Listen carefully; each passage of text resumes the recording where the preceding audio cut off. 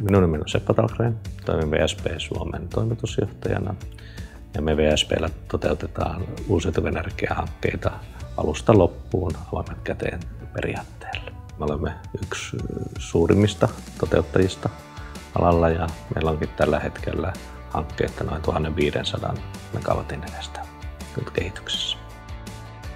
Tuulivoiman kehittyminen Suomessa on ollut varsin vauhdikasta. Sitä on tullut aika paljon lisää viime vuosina ja seuraavana vuosina vauhti tulee olemaan vähintäänkin yhtä kova. Näkisin, että tuuli- ja aurinkovoiman tärkeys on erittäin suuri, kun puhutaan vihreästä siirtymästä ja tulevaisuuden energiaratkaisusta, joka myös on tärkeää meille teollisille investoinneille Suomessa. Kaverina auttaa meitä hallitsemaan meidän tuulipuistoja. Kaveri on meidän oikea käsi Suomen operatiivisessa toiminnassa tässä huoltojen ja ylläpidon osalta. Näkisin, että kaikista parasta yhteistyössä on avoin ja ystävällinen kommunikointi ja Kaverion tarjoaa parhaan osaamisen tällä osa-alueella meidän toiminnossa Suomessa.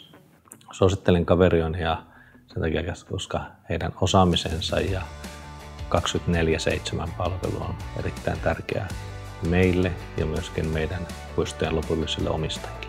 Näkisin, että meidän yhteistyö tulee jatkumaan Kaverionin kanssa ja seuraavaksi meillä onkin jo meidän Karakan 25 voimalan tuulipuisto Oulaisissa tulossa tuotantoon ensi vuoden lopulla ja siinä Kaverin on meidän yhteistyökumppani.